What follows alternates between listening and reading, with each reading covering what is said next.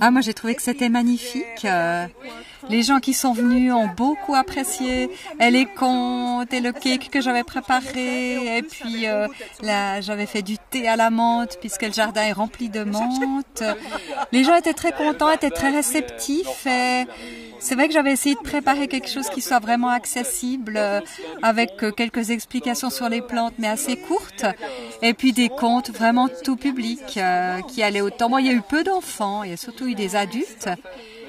Mais vraiment, pour moi, c'était une journée magnifique aussi.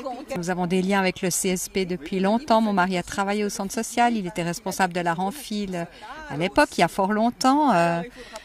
Donc, on est très attachés au centre social.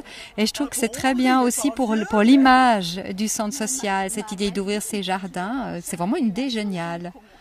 Et moi, l'année passée, j'avais déjà ouvert un autre jardin. J'ai tout de suite dit oui quand on a demandé. Bon, comme je suis conteuse, évidemment, ça me donnait plein d'idées. J'avais déjà des contes autour des arbres, des plantes. Oui, je trouve que c'est très bien. Et c'est l'histoire de 3 demoiselles qui ont été transformées en marguerites. Et il y en a une qui peut retourner auprès de son amie la nuit.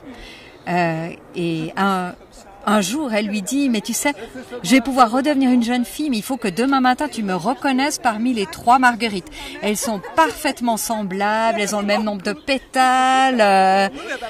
Alors lui, le lendemain matin, il va vers les 3 marguerites et il cueille celle qui est celle qu'il aime.